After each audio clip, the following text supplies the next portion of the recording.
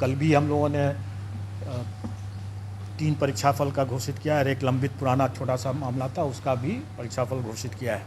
आगे आने वाले समय में भी हम लोग अब बहुत जल्दी जो हमारे लंबित हैं CDPO के, DPRO के, प्रोजेक्ट मैनेजर के और पंचायती राज ऑडिटर का, इन सबों का परीक्षाफल भी हम लोग अगले माह तक निश्चित रूप से घोषित कर देंगे। और उम्मीद है कि जुलाई माह में हम लोग 67 कंबाइंड सिविल सर्विस एग्ज़ाम का, मेंस का भी परीक्षाफल घोषित कर सकेंगे। ये हमारे जो पुराने जितने हम लोग परीक्षा लेते रहे हैं, जो ले चुके हैं, उसका परिणाम परीक्षाफल के बारे में मैंने बताया। अब एक नया टास्क मिला है BPSC को सरकार के द्वारा। आप सब लोग अवगत हैं, वो अध्यापक नियुक्ति के लिए अनुशंसा भेजने के लिए। इसका हम लोगों ने पाठ्यक्रम और परीक्षा के संरचना के बारे में अपने वेबसाइट पर प्रदर्शित कर दिया है। और मैं समझता हूँ कि इसको लेकर के कुछ संशय आप लोगों के भी मन में होगा और अभ्यर्थियों के भी मन में होगा, और मैं चाहूँगा कि आप लोग भी प्रश्न पूछें और उनके बाद अगर कोई संशय है तो मैं कोशिश करूँगा कि उसको दूर करूँ। कुछ जानकारी मैं दे देना चाहूँगा ताकि आप लोग प्रश्न अगर पूछेंगे तो आसानी रहेगा। उसके बाद टोटल पद जो है वो प्राथमिक विद्यालय के लिए 79,943 है, जिसकी अधियाचना आयोग को प्राप्त हुई है। 79,943। उसके बाद माध्यमिक विद्यालय के लिए 32,916, 32,916। और उसके बाद हायर सेकेंडरी के लिए 57,602, 57,602। टोटल होता है 1,70,461, 1,70,461, जिस 61 आप लोग भी टोटल कर लेंगे।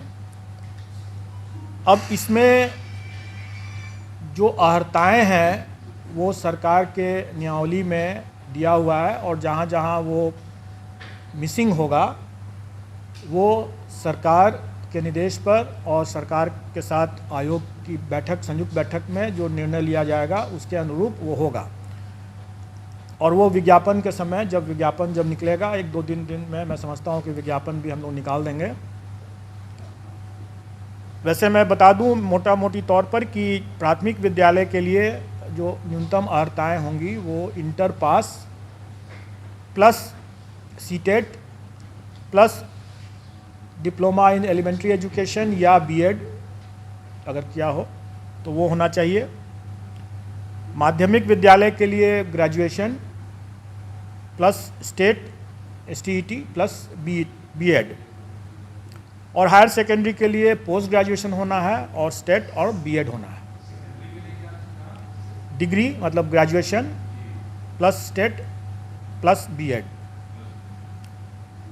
और इसमें जो नियमावली के हिसाब से ही जो लोग वर्ष 2012 के पूर्व के जो होंगे, जो नियोजित हैं, उनके लिए TET मतलब टीचर्स एलिजिबिलिटी टेस्ट से वो उनको एग्जेम्पशन है।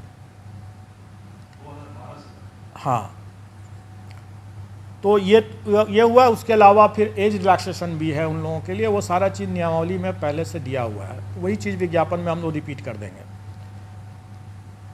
अब जो हम लोगों ने जो पाठ्यक्रम निकाला और जो उसके लाइट में लोगों को जो जिज्ञासा या संशय है, थोड़ा मैं उसको दूर करना चाहूँगा। पहली बात कि ये लोग प्रश्न पूछ रहे हैं कि परीक्षा एक ही दिन में होगा, एक दिन से अधिक में होगा, तो हम लोग आवेदन जो मांगेंगे वो इन सभी पदों के लिए एक साथ मांगेंगे। एक ही आवेदन होगा।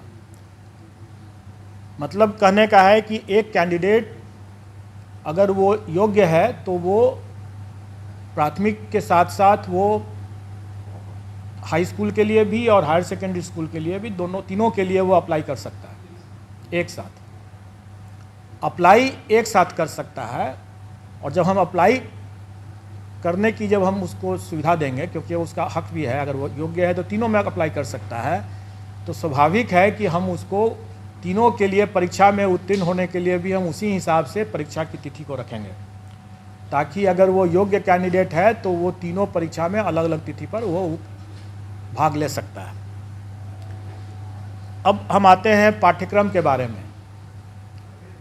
पाठ्यक्रम या और परीक्षा की जो संरचना है वो हम लोगों ने इस तरीके से डिसाइड किया है कि एक पेपर जो होगा वो क्वालिफाइंग नेचर का है और वो भाषा का पेपर जो है वो क्वालिफाइंग नेचर का है। उसमें उसको सिर्फ पास करना है, उसका मेरिट में नहीं जुटेगा वो। उसमें भाषा में 2 सेक्शन रहेगा। एक सेक्शन अंग्रेजी है जो सबको करना है, और दूसरा सेक्शन में विकल्प है, मतलब कि वो हिंदी, उर्दू या बांग्ला। क्योंकि हमारे पास जो पद आए हैं प्राथमिक में, उसमें बांग्ला के लिए 148 पद है, उर्दू के लिए 12,729 पद है, और बाकी जो प्राथमिक के जो बाकी हैं वो सामान्य मतलब हिंदी के हैं। ये सब जो क्वालिफाइंग वाला जो मामला है, जिसमें 25 मार्क्स का अंग्रेजी और मैं आपकी जिज्ञासा को जल्दी ही शांत कर दूंगा। 25 मार्क्स जो रहेगा वो, और सभी एग्ज़ाम जो हमारे हैं वो MCQ बेस्ड हैं, मतलब कि ऑब्जेक्टिव टाइप के हैं, मल्टीपल चॉइस क्वेश्चंस रहेंगे।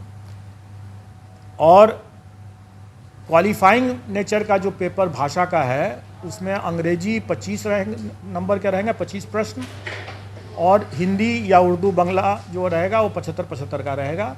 उसमें से कोई एक चुनना है उनको। मतलब टोटल 100 नंबर के 100 प्रश्न रहेंगे, और पूरे पेपर में उनको 30% मतलब कि 30 नंबर न्यूनतम लाना होगा, तभी वो पास करेंगे, नहीं तो वो परीक्षा से, प्रतियोगिता से बाहर हो जाएंगे। इसमें जो लोगों को जो जिज्ञासा है कि पहला कि क्या 30% अंग्रेजी में अलग और हिंदी में अलग लाना है, तो ऐसी बात नहीं है। संयुक्त रूप से उनको 30% लाना है, मतलब 30 नंबर लाना है। लेकिन मेरा यह मानना है कि ऐसा नहीं हो सकता है कि कोई शिक्षक हों और वह सड़क पर अगर चल रहे हैं और सड़क पर जो रोड पर जो साइनेजेस रहता है वो अंग्रेजी में भी रहता है, तो उसको न पढ़ सकें, तो वो शिक्षक क्या हुए? जो राह चलते हुए जो रोड के जो साइनेजेस हैं उसको अंग्रेजी में अगर लिखा हुआ है तो उसको भी न पढ़ सकें, तो क्या वो अच्छी गुणवत्ता के शिक्षक हुए? इसलिए हम लोग प्रश्न के स्तर को हम लोग इस तरह से रखने का कोशिश करेंगे कि हम उनको, अंग्रेजी ज़रूर सरल रहेगा, कठिन नहीं रहेगा। हम मानते हैं कि यहाँ पर हिंदी भाषी प्रदेश है तो अंग्रेजी का प्रश्न कठिन नहीं रहेगा, लेकिन इसका ये मतलब हुआ कि हिंदी का भी प्रश्न सरल नहीं होगा, क्योंकि अगर हिंदी का प्रश्न भी सरल हुआ और अंग्रेजी का प्रश्न भी सरल हुआ तो सब हिंदी ही देख करके निकल जाएंगे। इसलिए थोड़ा हम लोग भी दिमाग लगाएंगे, और मैं चाहूँगा कि अभ्यर्थी भी थोड़ा तो अंग्रेजी भी पढ़ ही लें, ताकि वो शून्य ना हो अंग्रेजी उनका, क्योंकि शून्य से अगर फिर वो आगे नहीं बढ़ पाएंगे, राह चलता वो साइनेज भी नहीं पढ़ पाएंगे, तो वो अपने छात्रों को कैसे पढ़ाएंगे। ये रही बात जो हमारे वैकल्पिक जो क्वालिफाइंग नेचर के जो भाषा का जो पत्र है उसके बारे में मैंने बतलाया। इसके बाद अब मेन पेपर होगा। मेन पेपर 150 नंबर का होगा, जिस पर कि मेरिट होगा, और हर स्कूल के कैटेगरी के लिए एक ही मेन पेपर है। जैसे प्राथमिक के लिए सिर्फ एक मेन पेपर है, अगर हम हाई स्कूल के लिए जाते हैं तो उसके लिए भी एक ही मेन पेपर है, और अगर हम इंटर के लिए भी इंटर स्कूल के लिए भी जाते हैं, मतलब हायर सेकेंडरी स्कूल के लिए जाते हैं तो उसके लिए भी एक ही मेन पेपर है। एक ही पेपर उसके बाद देना है, और वो अगर कोई अभ्यर्थी अगर तीनों श्रेणी के लिए अप्लाई करता है तो स्वाभाविक है कि उसको फिर तीनों पेपर देना होगा। अलग अलग दिन होगा लेकिन देना होगा तीनों। फिर मेरिट लिस्ट अलग अलग बनेगा क्योंकि सबके लिए अलग अलग वो परीक्षा है। अब रही बात कि जो भी 150 नंबर का जो मेन पेपर हुआ उसका कंपोजिशन इस तरह से रहेगा कि 100 क्वेश्चंस तो रहेंगे वही जो वो अपने विद्यार्थियों को पढ़ाते हैं, उसका टॉपिक, उसका चैप्टर, उसका विषय वो वही होगा जो वो अपने बच्चों को पढ़ाते हैं स्कूल में। इसलिए अगर ये जिज्ञासा है कि उसका हम सिलेबस में विस्तार करके दें तो मेरा ये कहना होगा कि बिहार एग्जामिनेशन बोर्ड का जो सिलेबस है बच्चों के लिए उसी को देख लें, उसी को पढ़ लें, चैप्टर उसी के हिसाब से कंप्लीट कर लें, उनका डिटेल सिलेबस हो जाएगा। अगर मान लें कि अगर कोई फिजिक्स का देखता है या कोई हिंदी का देखता है तो जो अगर कोई इंटर का अगर है वो विषय, तो इंटर में जो पढ़ाई होती है एक फिजिक्स के स्टूडेंट के लिए उसका वही रहेगा, चैप्टर कंटेंट्स वही रहेगा। प्राथमिक विद्यालय में भी अगर जो बच्चों को जो पढ़ाते हैं शिक्षक वो वही रहेगा, कंटेंट वही, चैप्टर्स वही रहेंगे। मतलब सिलेबस का जो विस्तार, डिटेल सिलेबस की जो लोग मांग कर रहे हैं वो करना ज़रूरत नहीं है, क्योंकि अगर उसको देखना है तो अपने बिहार एजुकेशन बोर्ड का सिलेबस बच्चों का उठा कर देख लें और उसी की पढ़ाई कर लें। अब रही बात कि शिक्षक हैं वो बच्चों से उनका ज्ञान ज़्यादा होना चाहिए, बच्चों से उनका स्तर ज़्यादा होना चाहिए, तभी तो पढ़ा पाएंगे। तो स्वाभाविक है कि प्राथमिक शिक्षक के लिए जो अभ्यर्थी होंगे उनका चैप्टर तो वही होगा जो बच्चों को पढ़ाने वाला है, लेकिन उसका स्तर जो होगा वो बच्चों वाला तो नहीं होगा। उनका स्तर जो उनके लिए जो जैसे प्राथमिक शिक्षक के लिए न्यूनतम निर्धारित योग्यता जो है वो इंटर है, तो उसी के आलोक में प्रश्न पत्र का स्तर होगा। चैप्टर तो वही हुआ जो प्राथमिक विद्यालय में जो पढ़ाते हैं, लेकिन उसका जो स्तर जो होगा वो उनके जो न्यूनतम निर्धारित योग्यता मतलब इंटर जैसे है, तो उसी को ध्यान में रख करके होगा कि इंटर पास एक अभ्यर्थी स्कूल प्राथमिक विद्यालय के बच्चों को पढ़ाएंगे तो उनको क्या ज्ञान होना चाहिए, जो भी विषय वो पढ़ाएंगे उसके लिए उनका क्या ज्ञान होना चाहिए, क्या स्तर होना चाहिए, वो उसी के आलोक में रहेगा। और उसी तरीके से अगर मान लीजिए अगर +2 का अगर कोई शिक्षक है अभ्यर्थी, तो स्वाभाविक है कि वो +2 के विद्यार्थियों को पढ़ाने के लिए उसका स्तर तो उससे ऊंचा का होना है, तो फिर +2 के शिक्षक के न्यूनतम अर्हता जो है वो पोस्ट ग्रेजुएशन का है। तो पोस्ट ग्रेजुएशन का है तो हम लोग उसी के आलोक में कि वो इंटर के बच्चों को पढ़ाने वाले पोस्ट ग्रेजुएट अभ्यर्थी हैं, तो प्रश्नों का स्तर क्या होना है वो उसी के हिसाब से हम लोग तय कर लेंगे। तो अब इसमें इसको लेकर के जो लोगों को कन्फ्यूज़न था कि हमारा क्या रहेगा, पाठ्यक्रम का कैसे मतलब डिटेल क्या रहेगा, तो मैंने बता दिया। अब रही बात कि ये तो 100 नंबर के हुआ, बाकी 50 नंबर के जो रहेंगे वो सामान्य ज्ञान जो है, जनरल साइंस कर लें, जनरल स्टडीज़ कह लें, वो बेसिकली जो पहला जो 100 नंबर का जो हुआ वो उनके नॉलेज का टेस्ट होगा, और बाकी जो 50 नंबर का जो होगा वो उनके इंटेलिजेंस का टेस्ट होगा। मतलब कि उसमें मेंटल एबिलिटी रहेगा वगैरह वगैरह, रीजनिंग रहेगा और इसी तरह के मिलते जुलते चीज़ रहेंगे, जो उनके कुछ हो सकता है कि सामान्य तरह का जो एक किसी भी जागरूक नागरिक को या शिक्षक को थोड़ा बहुत ज्ञान होना चाहिए सामान्य ज्ञान का, तो वो उसी तरह का रहेगा। वो बहुत ऐसा बिल्कुल नहीं रहेगा कि हम कोई जो लोग ये आशंकित हो रहे हैं कि हम एसडीएम बना रहे हैं, ऑफिसर बना रहे हैं, ऐसी बात नहीं है। वो भी लोक सेवक ही होंगे और जो एसडीएम जो हैं वो भी लोक सेवक ही होंगे। और किसी भी एक लोक सेवक को एक जो सामान्य ज्ञान का जो स्तर होना चाहिए, इसका स्तर उतना ज़्यादा नहीं होगा, जो कि स्पष्ट है। लेकिन इसमें 50 नंबर जो रहेंगे वो उनके विषय ज्ञान से हट करके ये उनके सामान्य ज्ञान, जो उनकी बुद्धिमत्ता का जो हम असेस करने का प्रयास करेंगे इसमें। अब रही बात कि इस पूरे मामले में हम लोगों ने इस बात शुरू से ही स्पष्ट कर दिया है कि इसमें तुक्केबाजी को हम प्रश्रय नहीं दे सकते हैं। मेरा ये मानना है कि अगर कोई ऑफिसर अगर है तो वो ऑफिसर, जिसे सिविल सर्विसेज का हम एग्ज़ाम लेते हैं, वो कोई भी विषय पढ़ के आता है, लेकिन वो उस विषय का उपयोग नहीं करता है अपने कार्य में। अगर वो मान लें कि फिजिक्स पढ़ के आया तो सीधे वो फिजिक्स का उपयोग थोड़ी कर रहा है अपने कार्य में। लेकिन शिक्षक जो है वो सीधे अपने उस ज्ञान का उपयोग कर रहा है। अगर वो फिजिक्स पढ़ के आया है या हिस्ट्री पढ़ के आया है तो वो उसका उपयोग कर रहा है अपना ज्ञान बांटने में, अपने विद्यार्थियों को पढ़ाने में।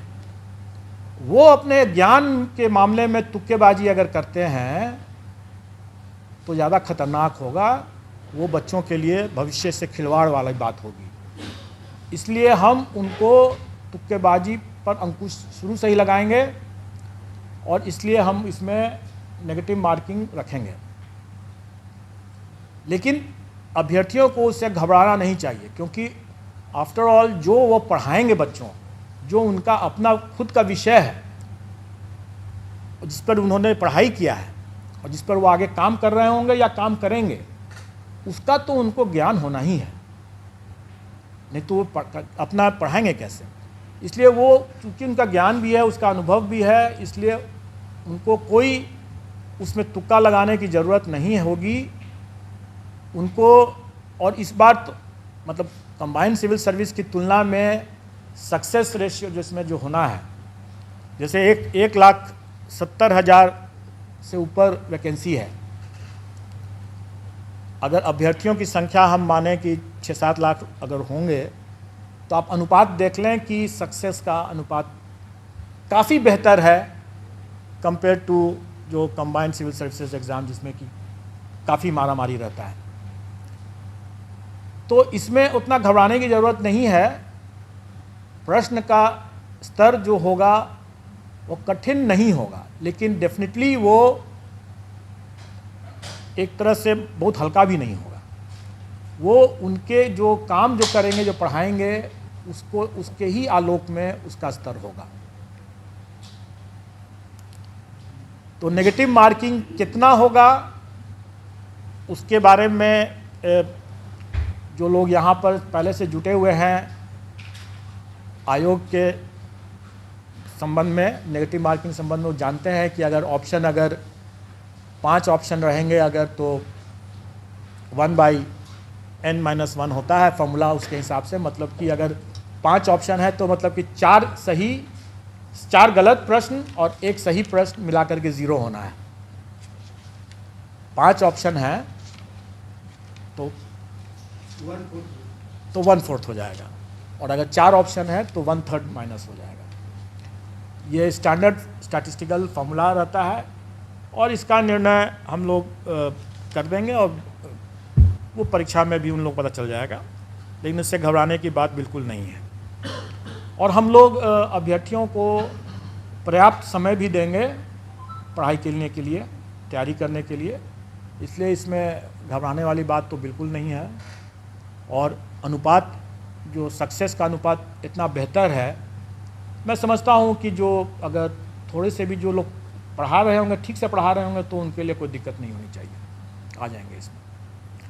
अब आप लोगों का अगर कोई प्रश्न बिल्कुल नहीं है, और अनुपात जो सक्सेस का अनुपात इतना बेहतर है, मैं समझता हूँ कि जो अगर थोड़े से भी जो लोग पढ़ा रहे होंगे, ठीक से पढ़ा रहे होंगे, तो उनके लिए कोई दिक्कत नहीं होनी चाहिए, आ जाएंगे इसमें। अब आप लोगों का अगर कोई प्रश्न हो इसमें। एग्ज़ाम सर कब तक होगा सर? एग्ज़ाम कब तक होगा? एग्ज़ाम हम लोग कोशिश करेंगे कि हम लोग उनको लगभग 3 माह का हम लोग उनको टाइम तो देना चाहेंगे, 90 दिन का। दिसंबर में लगभग एग्जाम हुआ था, नवंबर तक तो आप सितंबर तो आप देना करना। हम लोग एक साथ रोटी भी खा सकते हैं और सब्जी भी खा सकते हैं। सितंबर तक तो हम लोग मतलब तो हम लोग इस सितंबर में अगर वो परीक्षा कर रहे हैं तो इसका ये मतलब थोड़ी है कि हम लोग उसके पहले परीक्षा दूसरा नहीं दे सकते हैं। 90 दिन के बाद कभी भी हम लोग उसके मतलब नहीं, ऐसी बात नहीं, हम लोग आसपास हम लोग उनको पर्याप्त समय देंगे। और मोटा मोटी आप ये समझ के चलें कि अगस्त महीने में एग्ज़ाम होगा। कब सर? अगस्त महीने में एग्ज़ाम होगा। हम लोग अभी चूँकि वो ये एग्ज़ाम 4 दिन चलेगा, क्योंकि 4 पेपर हो जाते हैं। और चूँकि हमें सबको मौका देना है, प्राथमिक के लिए भी और हाई स्कूल के लिए भी और हायर सेकेंडरी के लिए भी, इसलिए वो हमें समय लगेगा उसमें। पेपर 1 जो होगा सर, भाषा का जो बता रहे हैं, तो वो तीनों के लिए अलग अलग होगा? नहीं, एक ही होगा? वो तीनों के लिए एक होगा। प्राथमिक, माध्यमिक और उच्च माध्यमिक का एक ही पेपर भाषा का होगा? इसलिए आप वो सरल होगा, जी, वो सरल होगा। हम लोग चाहेंगे कि जो हमारे शिक्षक हैं वो अपने भी मतलब सर उठा करके चलें। और आप लोग भी जब जाकर के जब कभी चेक करते हैं और बोल पाते हैं कि उनको मतलब एक स्पेलिंग नहीं है अपना, रविवार शनिवार तक नहीं जानते हैं, तो फिर बड़ा दुखद लगती कि वैसी नहीं होगी बात। बस उतना ही जानना है उनको, क्योंकि उसके बाद जो अपने विषय के जो हैं वो अपने विषय के तो ज्ञाता हैं ही। इसका सिलेबस क्या होगा सर, भाषा का? वही तो मैं बता रहा हूँ कि ये एक सामान्य होगा। अगर मान लें कि अंग्रेजी की बात अगर करें तो वो कम से कम अगर अंग्रेजी का अखबार उठा कर पढ़ तो सकें, 4 लाइन में कोई लिखा हुआ है तो उसको समझ तो सकें कि क्या लिखा हुआ है। उतना ही भर है, सामान्य है। कोई हम उसमें उनसे शेक्सपियर के बारे में नहीं पूछने वाले हैं। इसमें कट ऑफ मार्क्स जैसे था कि सर प्रधानाध्यापक वाला 40 वो सामान्य प्रशासन का बहुत पुराना सर्कुलर है और वो सभी परीक्षाओं में लागू है, वो इसमें भी लागू है। सर अभी इंग्लिश पेपर की बात कर रहे थे, तो जहाँ तक मेरे नज़रिया है कि ग्रामीण क्षेत्र में बहुत कम ऐसे टीचर है जो इंग्लिश पढ़ाते हैं। गवर्नमेंट स्कूल में इंग्लिश का साधन नहीं है, तो लोग कैसे पढ़ेंगे और कैसे पेपर दे पाएंगे?